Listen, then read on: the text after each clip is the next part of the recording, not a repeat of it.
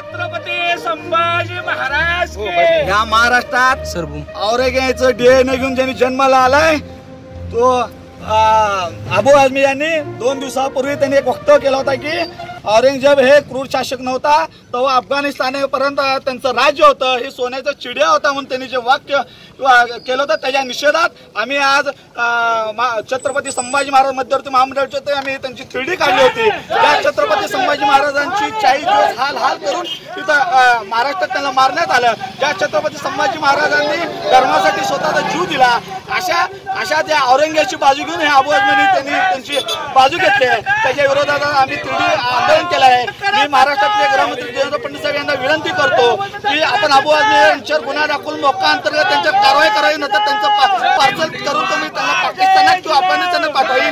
अन्यथा येणाऱ्या काळात जिथं अबू आझमी महाराष्ट्रात जातील तिथं आम्ही तमाम शिवप्रेमी गणविकांनी त्यांच्या विरोधात आंदोलन करू।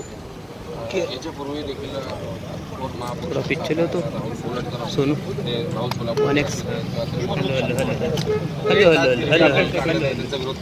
त्यांच्या विरोधात पण मोठ्या गणिमिकांनी आंदोलन होणार आहे। मी महाराष्ट्राचे मुख्यमंत्री गृहमंत्री माननीय देवेंद्र फडणवीस साहेब यांना आम्ही विनंती करतो वारंवार छत्रपती शिवाजी महाराज छत्रपती संभाजी महाराजच्या विरोधात या महाराष्ट्रात गरज ओकलं जात आहे।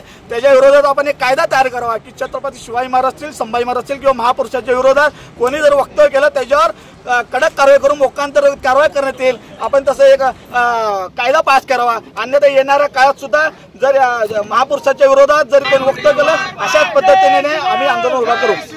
छत्रपती संभाजी महाराज